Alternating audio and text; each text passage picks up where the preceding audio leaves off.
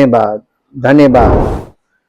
जीवित और महान सामर्थ्य परमेश्वर, आपका हृदय से धन्यवाद करते हैं उस महान प्रेम के लिए और उस अनुग्रह के लिए प्रभु, जो आपने अपने पुत्र के बलिदान के द्वारा समस्त मानव जाति के लिए प्रकट किया।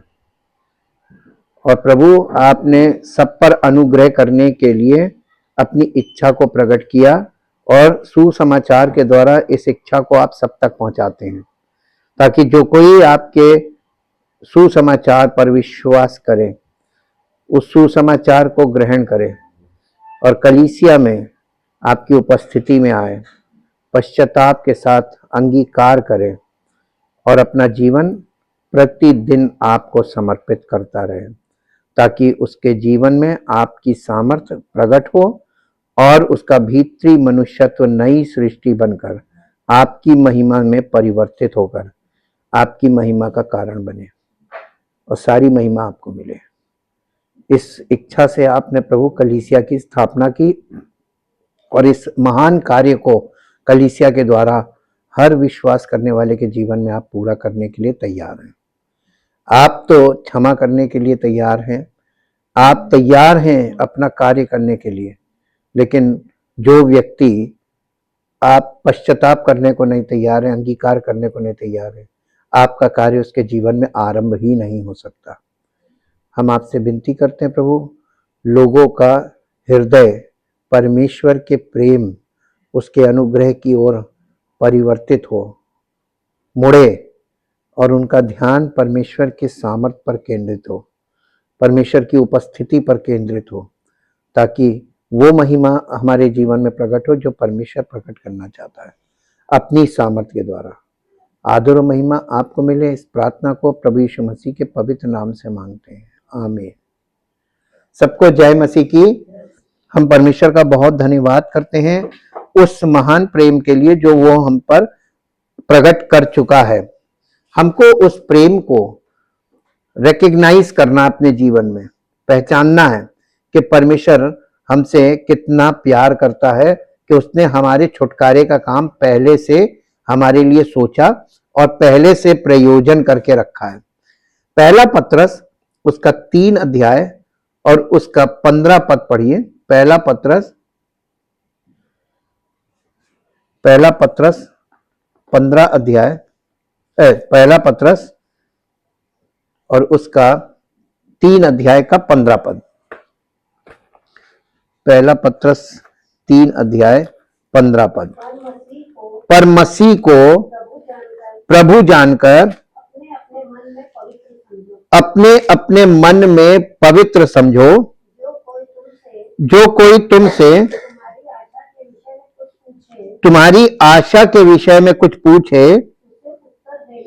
उसे उत्तर देने के लिए हमेशा तैयार रहो, पर नम्रता और भय के साथ और विवेक भी शुद्ध रखो, इसलिए कि जिन बातों के विषय में तुम्हारी बदनामी होती है, उनके विषय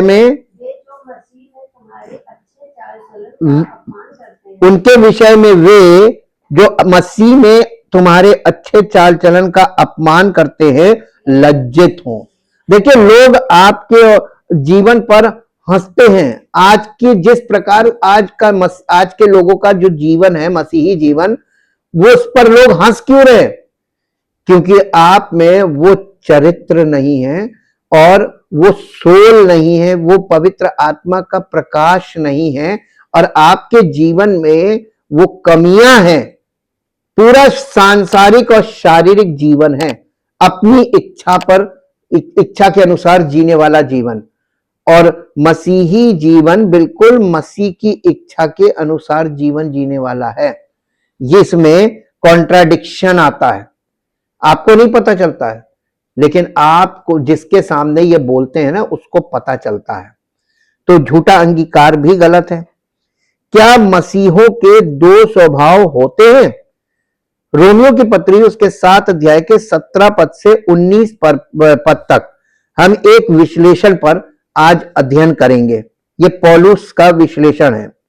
17 पद से 7 अध्याय का 17 पद से 19 पद तक पढ़ेंगे। तो ऐसी दशा में उसका करने वाला मैं नहीं हूं, वरन पाप है जो मुझ में बसा हुआ है, क्योंकि मैं जानता हूं कि मुझ में अर्थात मेरे शरीर में कोई अच्छी वस्तु वास नहीं करती। इच्छा तो मुझ में है, परंतु भले काम मुझसे बन नहीं पड़ते। अब इसमें देखिए, मैं आपको दूसरे एडिशन से इसको बताता हूं। अब मैं ये नहीं करता, बल्कि वो पाप करता है जो मुझ में रहता है। ये पाप हमारे अंदर रहता कहां? हमारे स्वभाव में। हमारा नेचर जो है वो पापी और पतित नेचर है। हम कब अपने स्वभाव पर केंद्रित होंगे और कब हम अपने स्वभाव में इस बात को, परमेश्वर के वचन में जो मैं बताया जा रहा है कि तुम पापी और पतित हो, you are a born sinner, तुम जन्म से पापी हो, तो हम इस बात को कब रिकॉग्नाइज करेंगे? जब मिट्टी में मिल जाएंगे। उद्धार की आशा खत्म हो जाएगी जब आप मिट्टी में मिल जाएंगे, फिर कोई चांस नहीं है। चांस अभी है। इसीलिए कहा गया है आज है उद्धार का दिन, कल क्या होगा तुम्हें खुद नहीं मालूम। तुम कल होगे कि नहीं होगे, क्योंकि मैं जानता हूं कि मुझ में अर्थात अपने शरीर में, यानी शरीर का मतलब यहां पे सार्क से है, यानी वो हमारा पतित स्वभाव, कोई अच्छी बात नहीं रहती। क्योंकि इच्छा तो मुझ में रहती है, परंतु भलाई करने का तरीका मुझे नहीं मिलता। क्योंकि जो भलाई मैं करना चाहता हूं वो मैं नहीं करता, परंतु जो बुराई मैं नहीं करना चाहता वही मैं करता हूं। ये पौलुस यहां पर बोल रहा है। रोमियो की पुस्तक कई लोगों को भ्रमित कर देती है, क्योंकि वे पौलुस के शब्दों के बीच के उतार चढ़ाव को नहीं समझ पाते। आप रोमियो की पुस्तक खुद पढ़िए, आप भ्रमित हो जाएंगे। क्यों भ्रमित हो जाएंगे? उसका कारण हम आपको पहले से बता रहे हैं। There are so many reason. पहली चीज कि आप उस संस्कृति, जिस संस्कृति में वो था, उस संस्कृति को आप नहीं जानते, उस कल्चर को। दूसरी बात कि उस भाषा को आप नहीं समझते जिस भाषा में ओरिजिनल बाइबल, नया नियम लिखा गया है। पौलुस की ज्यादातर पत्रियां ग्रीक लैंग्वेज से लिखी गई हैं, और इसलिए पौलुस की बातें जब आप पुस्तकें पढ़ेंगे तो आप भ्रमित होंगे।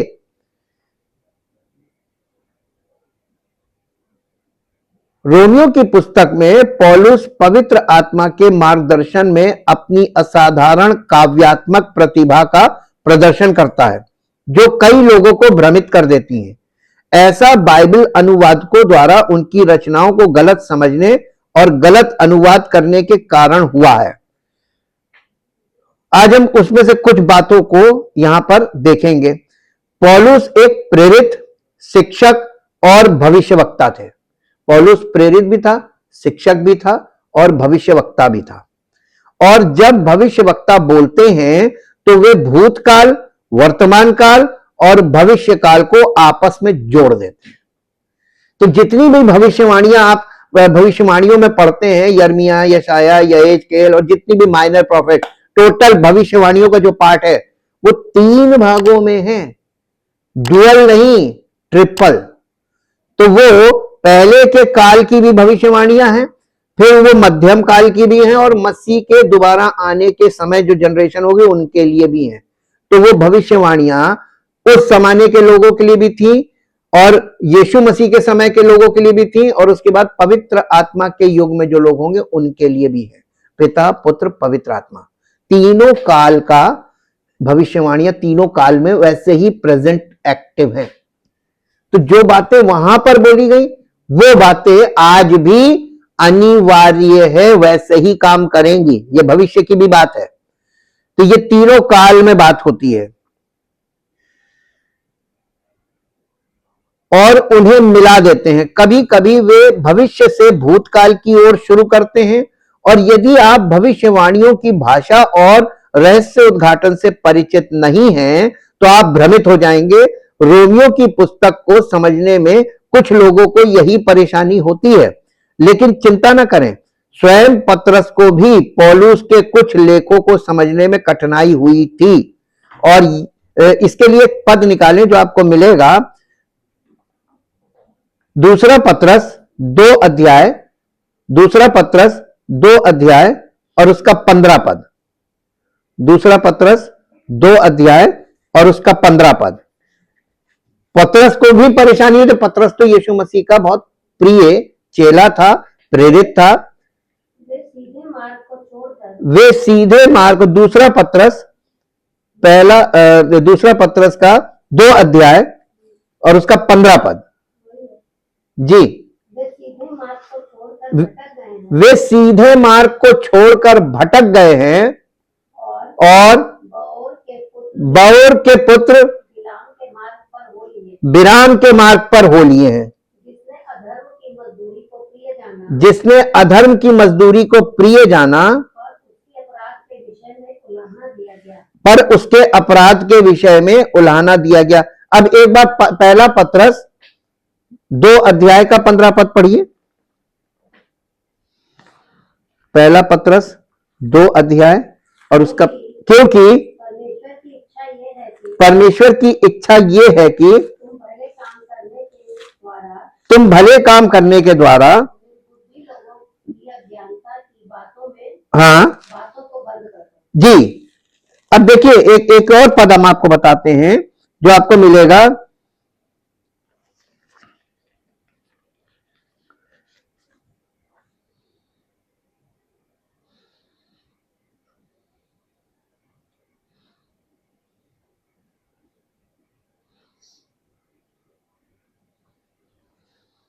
ये आपको मिलेगा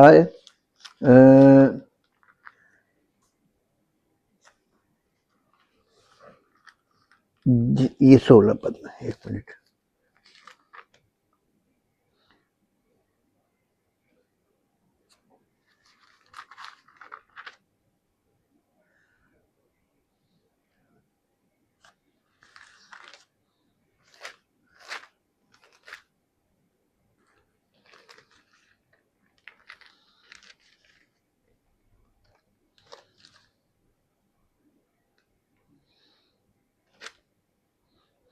एक्चुअली जो पद मैं पढ़वाना चाह रहा हूं, पतरस ने ये लिखा था कि पौलुस के कुछ लेखों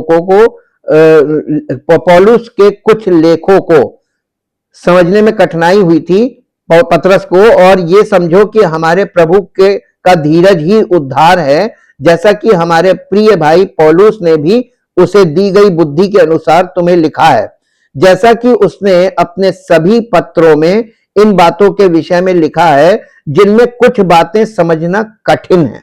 ये उसने लिखा था, जिनमें कुछ बातें समझना, पौलुस की कुछ बातों को समझना कठिन है, जिन्हें अनपढ़ और अस्थिर लोग अन्य धर्म ग्रंथों की तरह अपने ही विनाश के लिए तोड़ मरोड़ कर पेश करते हैं। इसका ये आपको मिलेगा 2 तीमुथियुस में, उसके 4 अध्याय में।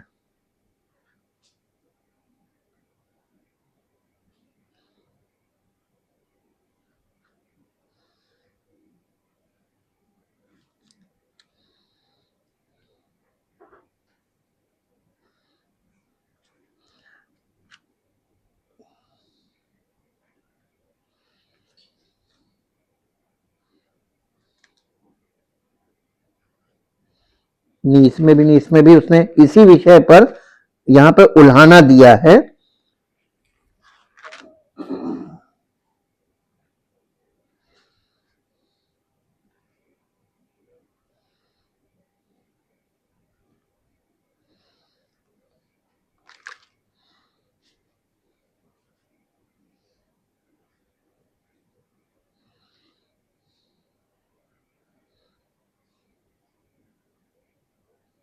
चार का दो तो नहीं है भैया? 4 का 2 क्या लिखा है? तो वचन का प्रचार कर, समय और असमय तैयार रहे, सब प्रकार की सहनशीलता और शिक्षा के साथ उलाहना दे, हाँ, और डांट और समझा। हाँ, ये नहीं, ये तो उल्हाना दे रहा ना यहाँ पे। वहां पर ये उसने ये चीज अंकित की है कि उसकी बातें कठिन हैं, कुछ बातें ऐसी हैं जो वो समझ में नहीं आएंगी, तो वो उसको जो लोग हैं वो तोड़ मरोड़ कर अपने ही विनाश का कारण बनेंगे। खैर, हम आपको ये रेफरेंस बाद में बताएंगे।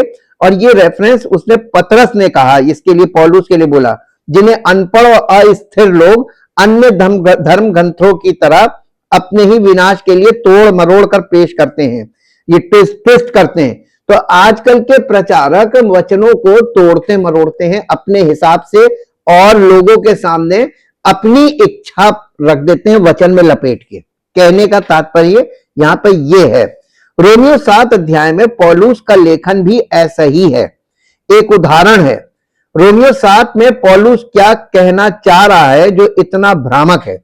यदि आप पूरा अध्याय पढ़े तो ऐसा लगता है कि मानो पौलुस अपने शरीर में मौजूद पाप से जूझ रहा हो। उदाहरण के लिए हमारे मुख्य पद ये कहते हैं, अब मैं नहीं करता परंतु जो मुझ में है वही करता है, क्योंकि मैं जानता हूं कि मुझ में अर्थात मेरे शरीर में कोई अच्छी बात नहीं रहती, क्योंकि इच्छा तो मुझ में है परंतु भलाई करने की कला मुझे नहीं मिलती, क्योंकि जो भलाई मैं करना चाहता हूं वो मैं नहीं करता, परंतु जो बुराई मैं नहीं करना चाहता वही मैं करता हूं। तो यहां देखिए बार बार 2 बार मैं आ रहा है ना।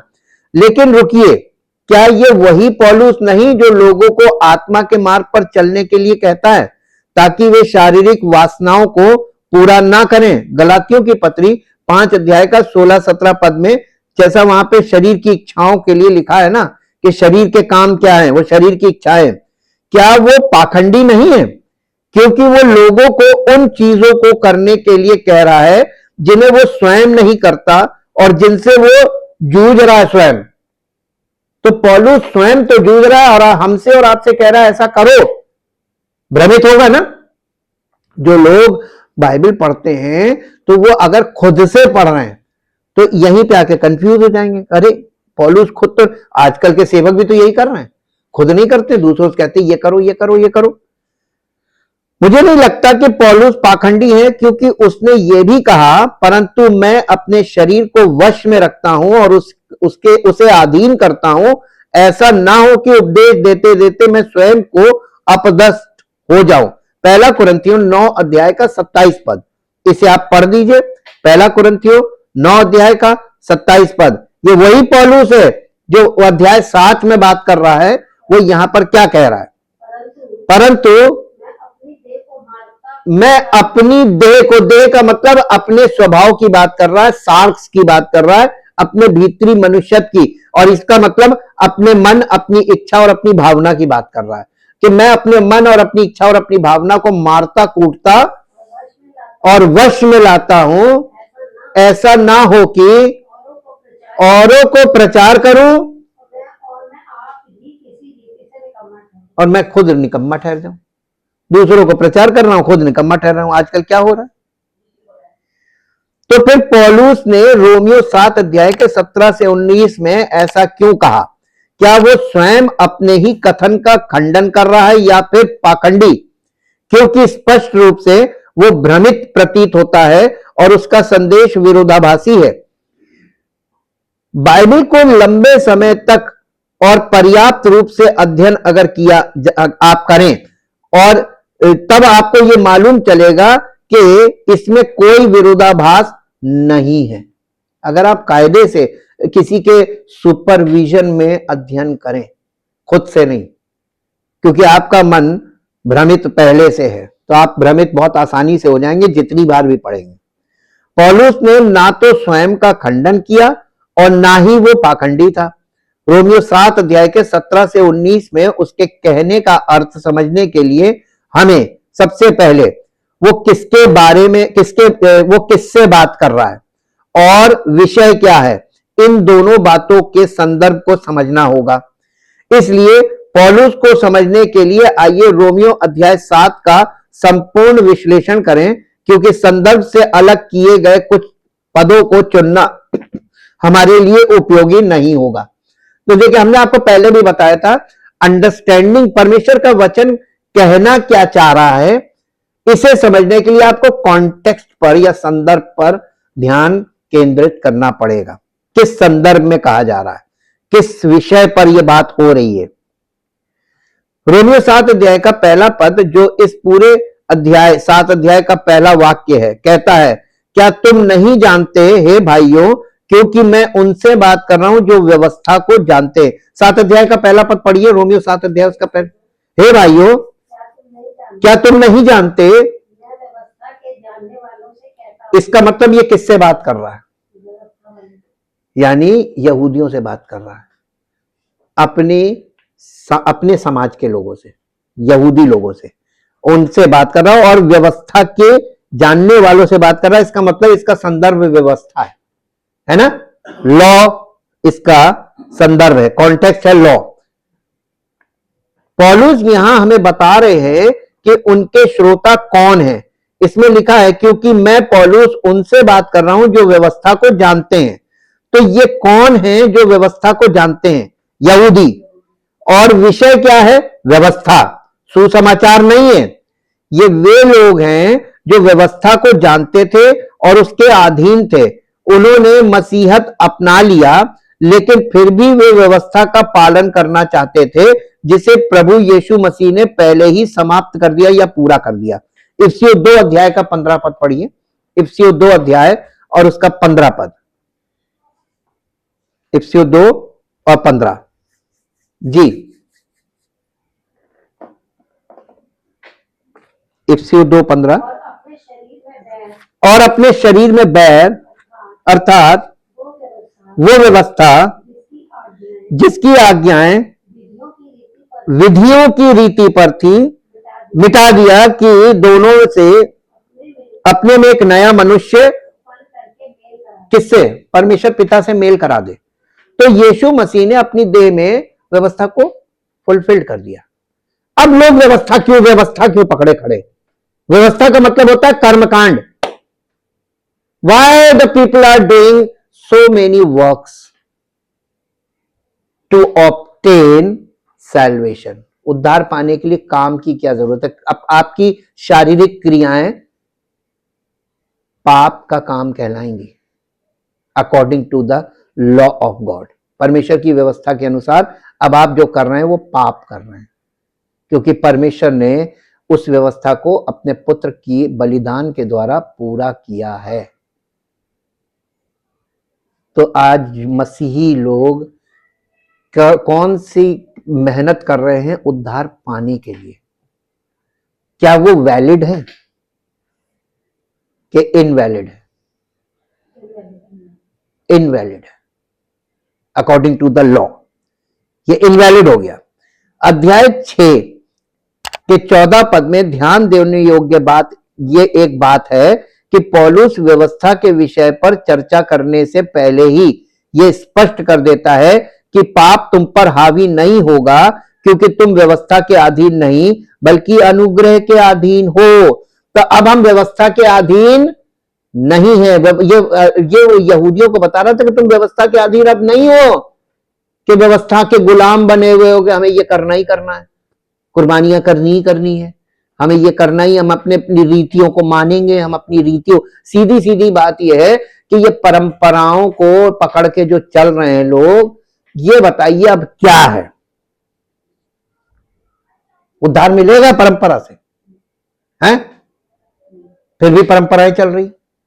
तो ये परंपराएं आपको साबित कर रही हैं कि आप अभी पाप में हैं और आपका उद्धार नहीं हुआ है।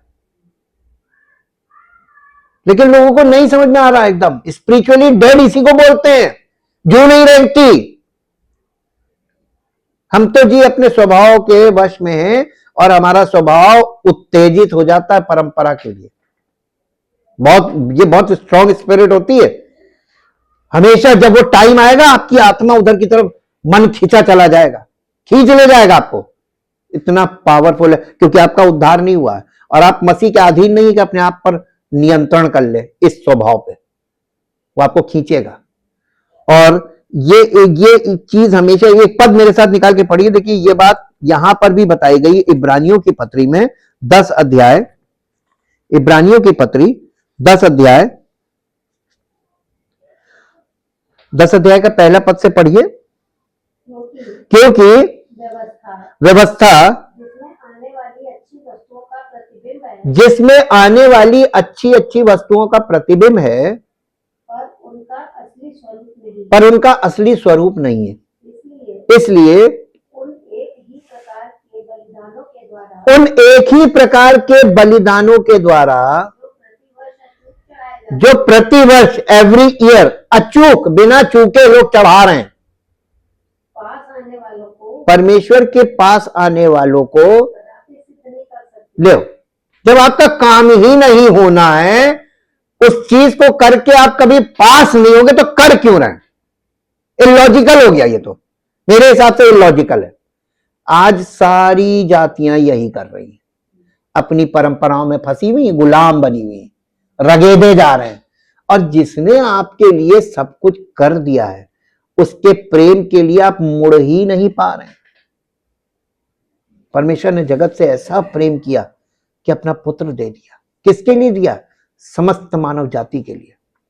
और मानव जाति अपने स्वभाव की ऐसी गुलाम कि वो परंपराओं की तरफ भागती है। मानने की तैयारी नहीं तो ये उनकी आत्मिक मृत्यु का प्रतीक है। वो मरे हुए हैं, स्पिरिचुअली डेड। और इसका आशा है कि अगरचे वो जाग जाए, चेत जाए और मुड़ जाए और परमेश्वर की उपस्थिति में आके पश्चाताप, अंगीकार और समर्पण, ये तीन काम है। ये बहुत लंबा, इसमें टाइम लगेगा, इसमें टाइम फैक्टर काम करेगा, चुटकियों में नहीं होगा। बड़ी मुश्किल से पश्चाताप शुरू होगा, फिर बड़ी मुश्किल से अंगीकार शुरू होगा, फिर बड़ी मुश्किल से समर्पण शुरू होगा। इनमें लगेगा टाइम। अब सबका अलग अलग टाइम है, जो जितनी जल्दी जाग जाए। देखिए, एक पुरानी कहावत है, एक लाइन में बोलते जहां जागो वहीं सवेरा। लेकिन जागते जागते जागोगे, ये आत्मिक जागरण है। ऐसे फट से आंख खुलने का मतलब ये नहीं कि तुम्हारी सब समझ में आ गया। तुम्हें जागृत होने में वक्त लगेगा। और उम्र के पड़ाव पे देखो कहां खड़े हो और तुम कितनी जल्दी अपनी मृत्यु से पहले अपने उद्धार के काम को अपने जीवन में पूरा कर पाओगे कि नहीं। ये हम आपको इसका एग्जांपल दे दें। अगर हाई स्कूल का एग्जाम 1 महीने बाद है तो आप 1 महीने में पूरे साल का कोर्स कैसे कंप्लीट करोगे? Is it possible? इसीलिए नए नियम की अंत की जो भविष्यवाणी है उसमें लिखा मैक्सिमम लोगों का नाश होगा। बाइबल पहले से रिजल्ट भी दिखा रही है। मैक्सिमम लोगों का नाश इसलिए होगा क्योंकि मैक्सिमम लोग वक्त पे मुड़ेंगे नहीं, वक्त के पे चेतेंगे नहीं, तो फिर वो समय आ जाएगा और उनके पास पर्याप्त समय नहीं होगा कि वो तैयार हो मसीह के आगमन में स्वागत के लिए। वो आ रहा है अपनी कलीसिया को लेने, और कुछ करने नहीं आ रहा, वो ले जाएगा। उसके बाद बहुत भयानक यहां पर विपत्तियों का दौर शुरू होगा और कलीसिया को वो हवा में उठा लेगा, आत्मा में। वही बचेंगे। जैसे परमेश्वर ने पुराने नियम में दिखाया ना कि इजराइल पर विपत्तियां पड़ी थी, लेकिन इजराइलियों, मिस्रियों के घर में सब तबाही मची थी, पूरे मिस्र में। केवल इजराइलियों के घरों में कोई प्रॉब्लम नहीं आई थी। ठीक वही फिर होने जा रहा है। उस समय फिजिकल हुआ था, अब स्पिरिचुअल होगा। इसीलिए लिखा हवा में उठा लेंगे, मतलब आत्मा में आपको उठा लिया जाएगा।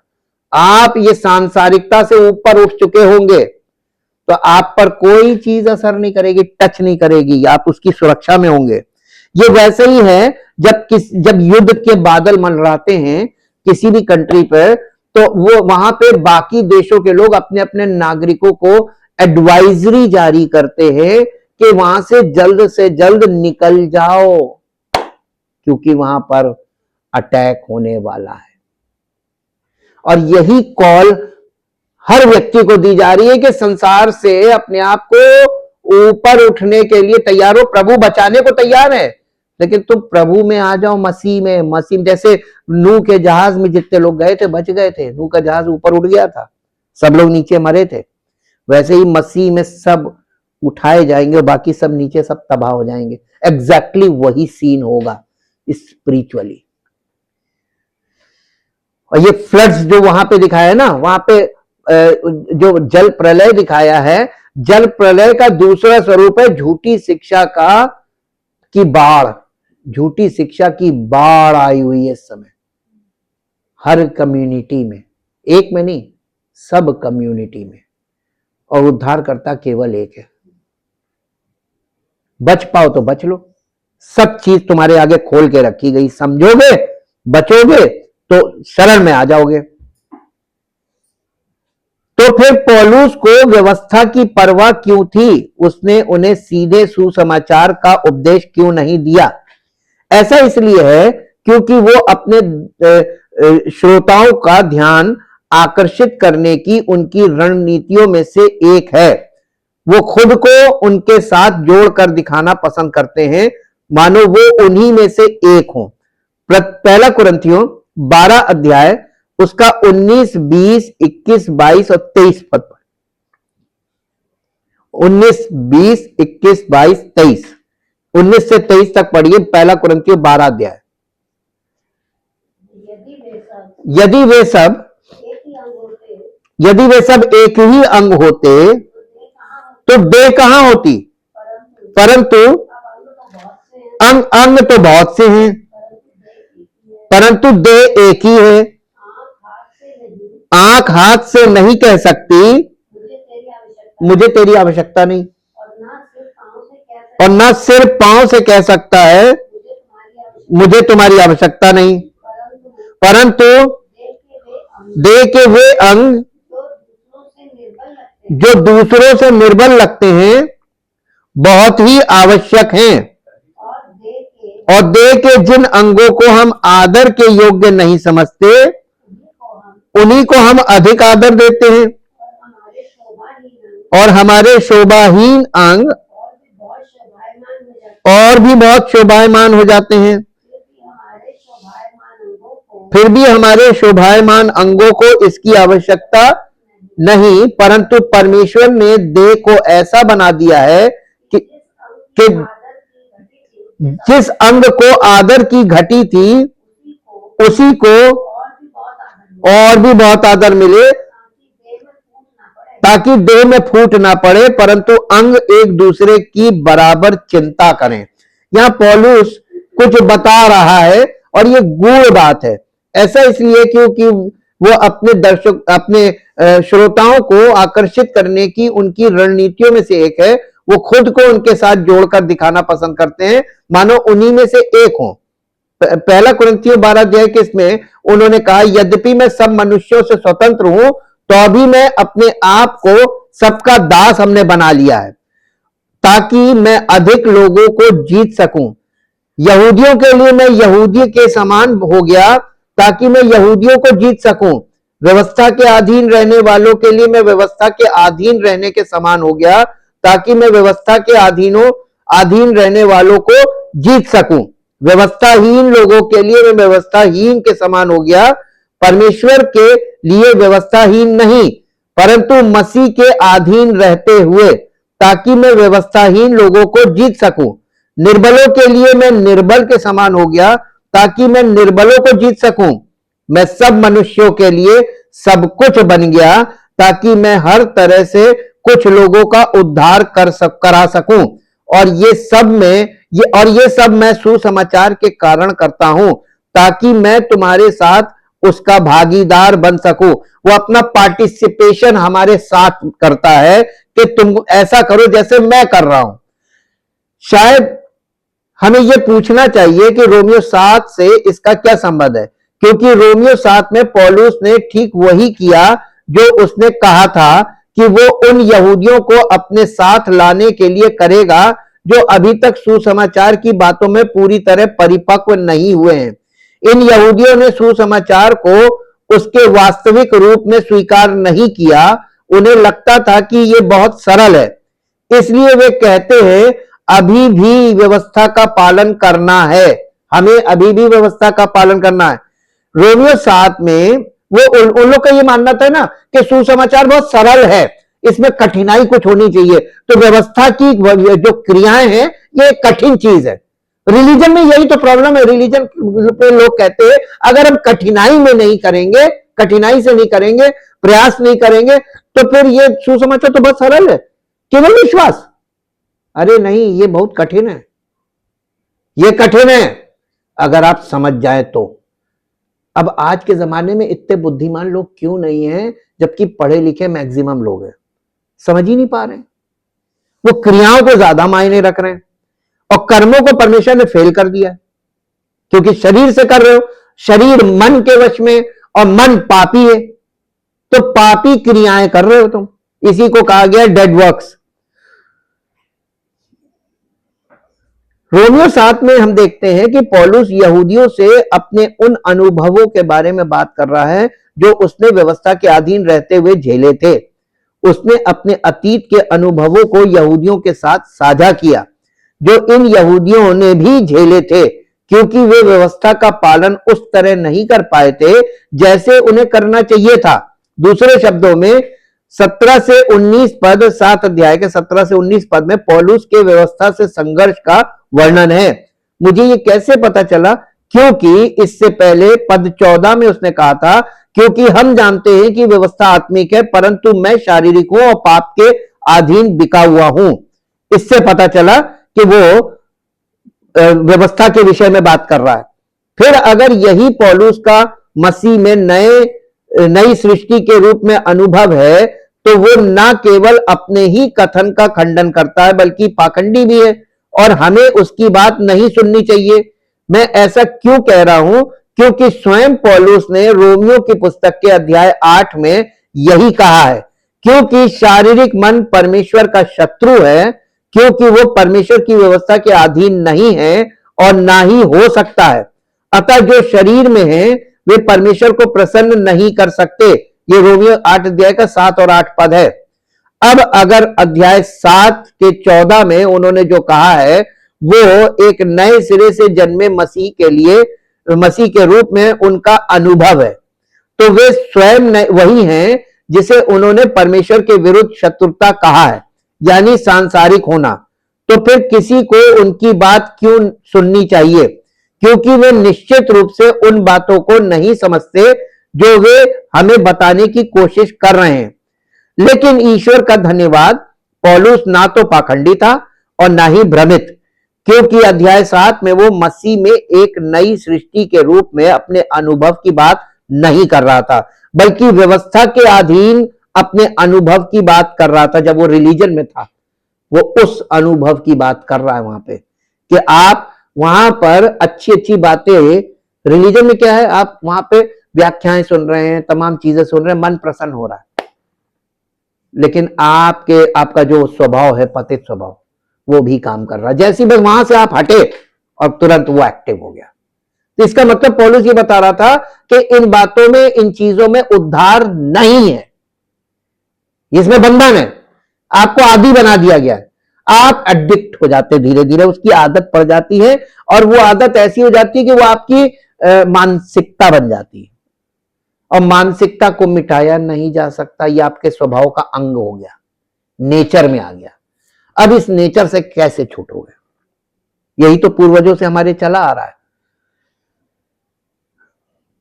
यह व्यवस्था के अधीन अपने पिछले अनुभव का उपयोग करके उन यहूदियों से संबंध स्थापित करने की उसकी रणनीति थी, जो अभी भी व्यवस्था का पालन करना चाहते थे। उसने व्यवस्था का पालन करने के लिए संघर्ष किया। उसने व्यवस्था का पालन करके ईश्वर को प्रसन्न करने का बहुत प्रयास किया, लेकिन असफल रहा। इसलिए राहत की भावना के साथ अध्याय 8 में उन्हें सुसमाचार सुनाने से पहले उसने कहा, मैं अपने प्रभु यीशु मसीह के द्वारा परमेश्वर का धन्यवाद करता हूं। रोमियो 7 अध्याय का 25 पद पढ़िए। रोमियो 7, हमारे प्रभु यीशु मसीह के द्वारा परमेश्वर का धन्यवाद हो, इसलिए मैं आप बुद्धि से तो परमेश्वर की व्यवस्था का, परंतु शरीर से दो व्यवस्थाएं काम कर रही।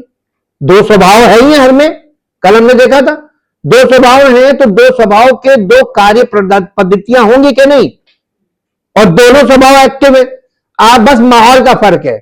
जब आप यहां आएंगे कलीसिया में, तो आप ये दिखाएंगे कि मैं बहुत अच्छा विश्वासी हूं, और जैसे ही आप यहां से बाहर निकलेंगे गेट के बाहर, तो आप क्या है वो प्रकट हो जाएगा। और आप व्यक्तिगत जीवन में क्या है वो तो सोशल मीडिया से प्रकट हो जाएगा। तो आप बचोगे कहां? अरे इंसान एक दूसरे को पहचान रहा है, तो परमेश्वर कितनी अच्छी तरीके से पहचानता हो, कभी सोचा है? आपके हृदय की अच्छाई उसको नहीं चाहिए, आपके हृदय की सच्चाई चाहिए उसको। अच्छाई मत दिखाइए, वो अच्छाई नहीं, वो हमारी अच्छाई भी बुराई है परमेश्वर की दृष्टि में। हमारी धर्म के काम मैले चिथड़े के समान, इसका मतलब हमारी अच्छाई भी परमेश्वर के सामने एक बुराई, स्वार्थवश है। हम धोखा दे रहे हैं अपने आप को भी और अपने आसपास के लोगों को भी। हमारे दिल की सच्चाई परमेश्वर देखना मांगता है। सच्चे होगे तो अंगीकार करोगे पापों का, और सच्चे नहीं होगे तो कवरिंग करोगे, पर्दा डालोगे, पर्दादारी करोगे। आप छिपोगे कहां? अब यहां पे आपको पता चला पौलुस यहां पे कर क्या रहा है। उन यहूदियों से संबंध स्थापित करने की रणनीति थी जो अभी भी व्यवस्था का पालन करना चाहते थे। उसने व्यवस्था का पालन करने के लिए संघर्ष किया। उसने व्यवस्था का पालन करके ईश्वर को प्रसन्न करने का बहुत प्रयास किया, लेकिन असफल रहा। इसलिए राहत की भावना के साथ अध्याय 8 में उन्हें सुसमाचार सुनाने से पहले उनसे कहा, मैं अपने प्रभु यीशु मसीह के द्वारा ईश्वर का धन्यवाद करता हूं।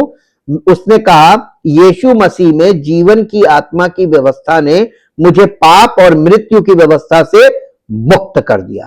पाप की व्यवस्था से और मृत्यु की व्यवस्था। तो पुराना नियम जो है वो ज्यूइश रिलीजन, वो पाप की व्यवस्था थी। जब लोग रिलीजियस प्रैक्टिस करते हैं, इसका मतलब है कि वो पापी है और उद्धार पाना चाह रहे हैं। दिखाऊं आपको इब्रानियों की पत्री में, फिर आ जाइए 10 अध्याय में। यहां पे यही तो बताया जा रहा है। कॉन्ट्रास्ट है, रोमियो का कॉन्ट्रास्ट इब्रानियों है। अभी हमने पहला पद पढ़ा था, इसका दूसरा पद पढ़िए। नहीं तो उनका चढ़ाना बंद। अब देखिए, इससे पहले पद में कहा एक ही प्रकार के बलिदानों के द्वारा जो प्रतिवर्ष अचूक चढ़ाए जाते हैं, पास आने वालों को कदापि सिद्ध नहीं कर सकती, यानी उद्धार नहीं मिल सकता। नहीं तो उनका चढ़ाना बंद क्यों ना हो जाता। इसलिए जब सेवा करने वाले एक ही बार शुद्ध हो जाते, तो फिर उनका विवेक उन्हें पापी ना ठहराता, परंतु उनके द्वारा प्रतिवर्ष पापों का स्मरण हुआ करता है, क्योंकि यह अनहोना है कि बैलों और बकरों का लहू और पापों को दूर करे। तो यानी रिलीजियस प्रैक्टिसेस ये इस बात को प्रमाणित कर रही हैं कि आप उद्धार नहीं पाए हैं, आपको उद्धार की जरूरत है। तो ये पापी लोगों की काम है रिलीजियस प्रैक्टिसेस। परमेश्वर ने क्यों सबको फंसाया? अगर ऐसा ना करता तो सुसमाचार व्यर्थ हो जाता। सुसमाचार कितने काम की चीज है और कितनी बड़ी आवश्यकता है आज के युग में, जब परमेश्वर आपको यह दिखा रहा है कि सारे विकल्प आपके फेल हो जाएंगे, लेकिन सुसमाचार कभी नहीं फेल होगा, नेवर। अभी आगे हम बढ़ेंगे तो आप लोग और समझेंगे। अभी तो मैं उस पार्ट में हूं कि यहां की सच्चाई पहले समझिए। उसने यहां पे फिर जब 8 अध्याय का पहला पद शुरू हो रहा है, तो वहां पर ही उसने बोलना शुरू कर दिया। उसने कहा, यीशु मसीह में जीवन की आत्मा की व्यवस्था ने मुझे पाप और मृत्यु की व्यवस्था से मुक्त कर दिया है।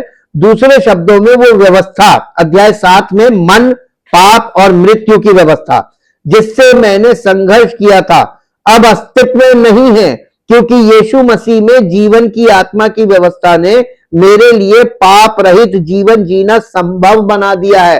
वो ये कह रहा था यहूदी लोगों से।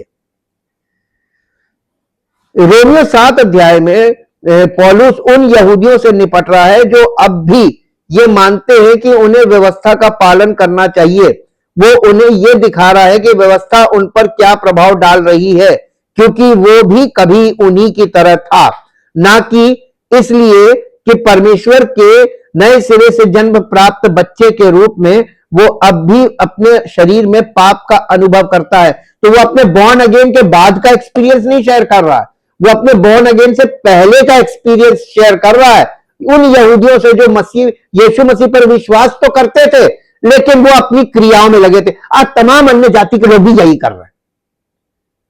यीशु मसीह पर विश्वास करने का अंगीकार करते हैं, हम मसीह पर विश्वास करते हैं, लेकिन वो वही कर रहे हैं जैसे यहूदी लोग कर रहे थे। क्यों नए नियम में यहूदी और अन्य जातियों को एक सेक्शन में कर दिया जो पुराने नियम में अलग अलग थे? क्योंकि दोनों सेम एक्टिविटीज में है, दोनों सेम कंडीशन में है। अब केवल अंतर है, तो आप मसीह में हैं कि नहीं हैं, और कैसे हैं, 100% हैं या 50-50 माना नहीं जाता, या तो इधर या तो उधर। अगर आपको लगता है कि नहीं हम यीशु मसीह पर विश्वास करते हैं और आप संपूर्ण मन से अभी नहीं हैं, आपने अंगीकार नहीं किया, जब तक अंगीकार ना हो कि मैं पापी हूं, मैं जन्म से पापी हूं, I am a born Sinner और मुझे उद्धारकर्ता की आवश्यकता है, भाई जब तक, देखिए परमेश्वर इतना स्वाभिमानी है कि जब तक आप उसके सामने सरेंडर नहीं करेंगे वो कार्य नहीं करेगा। संज्ञान उसने ले लिया हमारी दशा का, उसका समाधान भी कर दिया, लेकिन अब वो हर एक को व्यक्तिगत रूप से सरेंडर करने के लिए कह रहा है।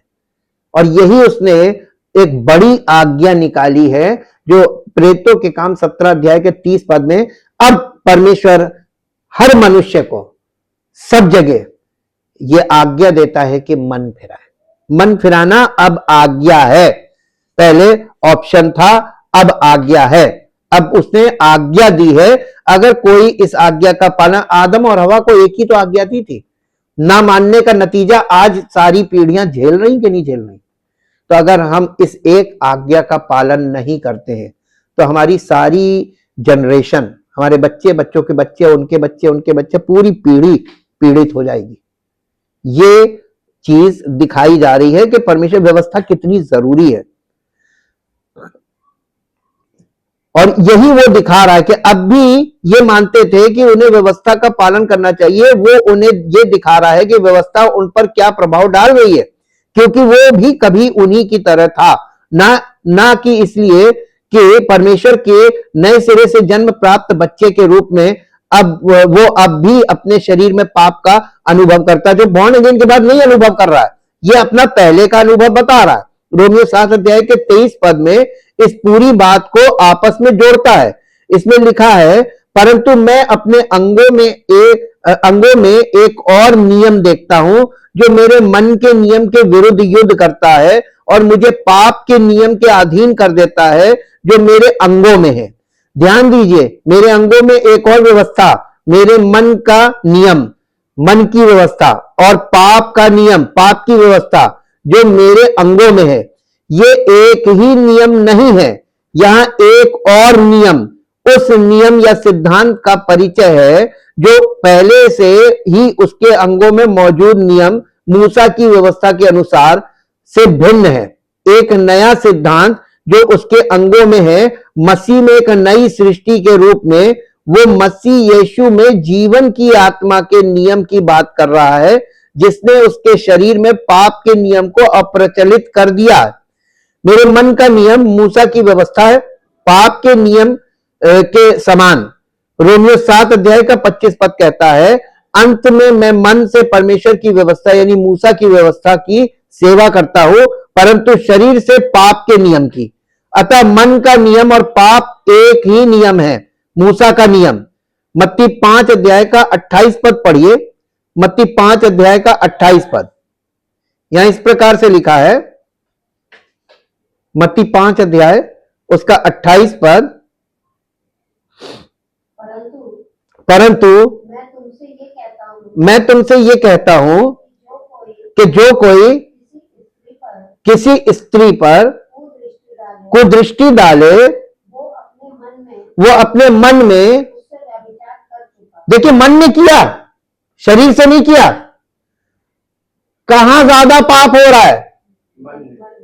किसी को देखकर चिढ़ना मन में, किसी को डाह की दृष्टि से देखना, ईर्ष्या की दृष्टि से देखना, किसी के प्रति मन में ईर्ष्या रखना, ये सब मन में हो रहा है। तो ये पाप नहीं है क्या? इसमें शरीर का प्रयोग ही नहीं हो रहा है, ये पाप कहां जाएगा? कंक्लूड कैसे होगा?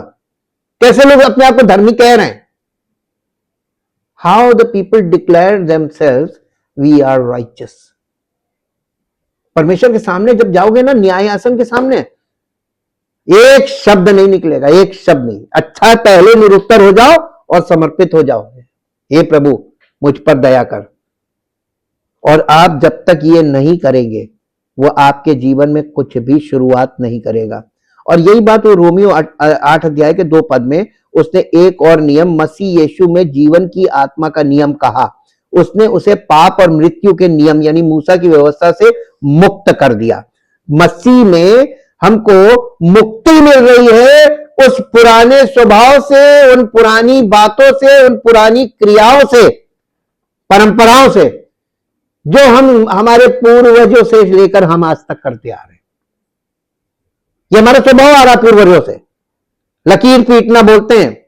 पौलुस ने रोमियो 8 अध्याय के 3 और 4 पद में इन दोनों नियमों के बीच के विवाद को समाप्त करते हुए कहा, क्योंकि जो कार्य मूसा की व्यवस्था शरीर की कमजोरी के कारण नहीं कर सकी, वो परमेश्वर ने अपने पुत्र को पापी शरीर के रूप में भेजकर शरीर में पाप को दोषी ठहराया, ताकि व्यवस्था की धार्मिकता हम में पूरी हो, जो शरीर के अनुसार नहीं बल्कि आत्मा के अनुसार चलते हैं। इसलिए उसका फोकस व्यवस्था पे था, जहां से कोई व्यक्ति उद्धार नहीं पा सकता। परमेश्वर की स्तुति हो। रोमियो 10 अध्याय का 1 से 4 पद में उन्होंने आगे कहा, पढ़िए रोमियो की पत्री 10 अध्याय जी। हे भाइयों, मेरे मन की अभिलाषा उनके लिए परमेश्वर से मेरी प्रार्थना। किनके लिए? ये इजराइलियों के लिए, अपने अपने कम्युनिटी के लिए बोल रहा है। उनके लिए मेरी ये प्रार्थना है कि वे उद्धार पाए। अरे उन्होंने मसीह पर विश्वास किया फिर भी उद्धार नहीं मिला, क्योंकि मैं उनकी गवाही देता हूं, उनको परमेश्वर के लिए धुन रहती है। आज अन्य जाति के साथ क्या है? Same problem, exact picture. यहूदी और अन्य जाति में फर्क क्या है ये बताइए, स्वभाव में एक फर्क बता दीजिए। केवल शरीर में खतने के अलावा कोई फर्क हो तो बताइए। सारी हरकतें, सारी चीजें वही हैं जो अन्य जातियों में, एग्जैक्ट कॉपी। परमेश्वर कितना बुद्धिमान है, उसने अन्य जातियों को अलग अलग अलग अलग सब जो कर रहे हैं, इनको सबको यहूदियों में वो चीज प्रकट किया जो थी, उनके द्वारा प्रकट कर दिया कि देखो तुम भी तो वही कर रहे हो। Both are same. और मसीह में दोनों को इसलिए एक साथ लिया जा रहा है, अलग अलग नहीं है जी, क्योंकि वे परमेश्वर की धार्मिकता से अनजान होकर, कौन? यहूदी परमेश्वर की धार्मिकता से अनजान होकर और अपनी धार्मिकता स्थापित करने का यत्न करके, यही तो अन्य जाति कर रही है। परमेश्वर की धार्मिकता के अधीन नहीं हो रही, अपनी धार्मिकता की स्थापना कड़ी पड़ी, इधर प्रभु प्रभु प्रभु प्रभु, उधर वो अपनी धार्मिकता चल। यार वही तो, मसीह में इतने वर्जन कहां से आ गए? ये सब अन्य जाति के लोग आए और सबने अपनी अपनी मसीहत बनानी शुरू कर दी। ठीक वैसे ही जैसे यहूदी, जो यहूदी कर रहे, पौलुस यही दिखा रहा है। इनडायरेक्ट पिक्चर है और ये बिल्कुल राइट पिक्चर है, ट्रुथ है जी। क्योंकि हर एक विश्वास करने वाले के लिए धार्मिकता के निमित्त, अगर आपने यीशु मसीह पर विश्वास कर लिया, आप किसी कोई सारी धार्मिकता बेकार हो गई। या तो आपने उसे छोड़ा नहीं है, आप झूठा अंगीकार कर रहे हैं, और या फिर आप कंफ्यूज हो गए। कुछ तो है या कोई डर है, आपको डर सता रहा है, कुछ तो है। ये पौलुस यहां पर उन लोगों के सामने रख रहा था। उन्होंने आगे कहा, भाइयों इजराइलियों के लिए मेरी हृदय से तमन्ना और परमेश्वर से प्रार्थना है कि वे उद्धार पाएं, क्योंकि मैं उनके यानी यहूदियों के बारे में गवाही देता हूं कि उनमें परमेश्वर के लिए उत्साह तो है, ठीक वैसे ही जैसे अन्य जाति में बड़ा उत्साह है, लेकिन बुद्धिमानी नहीं है, सच्चाई नहीं जानते, परंतु ज्ञान के अनुसार नहीं, क्योंकि वे परमेश्वर की धार्मिकता से अनभिज्ञ हैं और अपनी धार्मिकता स्थापित करने में लगे हैं। इसलिए उन्होंने परमेश्वर की धार्मिकता को अपने आप को परमेश्वर की धार्मिकता के अधीन नहीं किया है, क्योंकि मसीह व्यवस्था का अंत है, ताकि विश्वास करने वाले हर एक को धार्मिकता मिले। दूसरे शब्दों में वे कह रहे हैं कि वे व्यवस्था का पालन करने से धर्मी नहीं हो सकते, क्योंकि वे सभी व्यवस्थाओं को जो 613 आज्ञाएं का पालन नहीं कर सकते। और याकूब ने कहा जो कोई पूरी व्यवस्था का पालन ना करे और पूरी व्यवस्था का पालन करे और फिर भी एक बात में पाप करे, वो सब बातों में दोषी ठहरेगा। याकूब 2 अध्याय का 10 पद। अतः संदर्भ के अनुसार ये यहूदियों से बात कर रहे थे। नए सिरे से जन्मे मसीही होने के नाते हम मूसा के नियम से भिन्न एक अन्य नियम मसीह यीशु में जीवन की आत्मा का नियम के अनुसार कार्य करते हैं। इसलिए हमें अब पाप से संघर्ष नहीं करना चाहिए क्योंकि हम धर्मी परमेश्वर से जन्मे हैं। रोमियो की पत्री 6 अध्याय का 14 पद। पहला यूहन्ना 3 अध्याय के 9 पद में लिखा है, जो कोई परमेश्वर से जन्मा वो पाप नहीं करता क्योंकि उसका बीज उसमें रहता है, और वो पाप नहीं कर सकता क्योंकि वो परमेश्वर से जन्मा है। जो भी हो, इसका अर्थ है परमेश्वर का सांसारिक या आत्मिक बच्चा। जी हां, इसमें मसीह में शिशु यानी आत्मिक शिशु भी शामिल हैं। ये लोग जो अभी भी अपने शरीर से पाप करते हैं। आखिरकार यूहन्ना ने यहां उन्हीं को संबोधित किया है। पद 7 कहता है, बच्चों कोई तुम्हें धोखा ना दे। पहला यूहन्ना 3 अध्याय का 7 पद यहां पे लिखा हुआ है, बच्चों तुम्हें कोई धोखा ना दे। इफिसियों की पत्री 5 अध्याय का 29 और 30 में लिखा है, क्योंकि किसी ने कभी अपने शरीर से घृणा नहीं की, परंतु वो उसका पालन पोषण और देखभाल करता है, जैसे प्रभु कलीसिया यानी जो उसका शरीर है, आत्मिक देह है, का करता है। क्योंकि हम कलीसिया उसका आत्मिक शरीर, उसके शरीर के अंग हैं, उसके मांस और उसकी हड्डियों के हैं। अतः हमारे शरीर में पाप का युद्ध समाप्त हो गया है, क्योंकि प्रभु स्वयं ही हमारे शरीर का पोषण और देखभाल करते हैं। यही कारण है कि यूहन्ना ने पहला यूहन्ना 3 अध्याय के 9 पद में ऐसा कहा। गलातियों 5 अध्याय के 24 पद में कहता है, और जो मसीह यीशु के हैं यानी मसीही है, उन्होंने अपनी देह को उसकी वासनाओं और इच्छाओं सहित क्रूस पर चढ़ा दिया है। जो मसीही अपने शरीर में पाप करते हैं वे हैं जिन्होंने अभी तक पवित्र आत्मा को नहीं जाना और जो उनमें वास करता है। परंतु बाइबल कहती है, यदि हम अपने पापों को स्वीकार करें तो वो विश्वास योग्य और धर्मी है कि हमारे पापों को क्षमा करे और हमें सब अधर्म से शुद्ध करे। पहला यूहन्ना 1 अध्याय का 9 पद। यही कारण है कि पौलुस उन्हें आत्मा में चलने का निर्देश देता है। गलातियों 5 अध्याय का 16 और 17 पद। अब हम समझ सकते हैं कि पौलुस ने रोमियो 7 अध्याय के 17 से 20 में ऐसा क्यों कहा है। वो मसीह में रहने वाले व्यक्ति की बात नहीं कर रहा था, बल्कि मूसा की व्यवस्था के अधीन रहने वाले उस व्यक्ति की बात कर रहा था जो व्यवस्था का पालन करने में संघर्ष कर रहा था। यद्यपि वो व्यवस्था का पालन करना चाहता था, फिर भी उसका नए सिरे से जन्म, वो व्यक्ति पुनर्जन्म प्राप्त नहीं कर चुका था। अतः पापी स्वभाव का उस पर अभी भी प्रभुत्व था। यही नए नियम का कारण है। यदि मनुष्य व्यवस्था का पालन कर सकते तो यीशु हमारे लिए व्यवस्था को पूरा करने के लिए और हमें बचाने के लिए स्वयं को हमारे बलिदान के रूप में अर्पित करने का कोई कारण नहीं होता। यीशु मसीह की मृत्यु बेकार है। अगर हम मनुष्य खुद के लिए उद्धार का काम करके और उद्धार प्राप्त कर ले तो फिर क्रूसीफिक्शन फेल हो गया। और आज पूरी दुनिया में क्रूसीफिक्शन केवल एक है, बाकी सब जगह खुद प्रयास कर रहे हैं। अब आपका विवेक है, समझ है, और आप खुद इस बात को समझ सकते हैं कि आपको उद्धार चाहिए तो एक ही है जहां से आपको उद्धार मिल सकता है, और वो उद्धार पाने का तरीका पौलुस बता रहा है।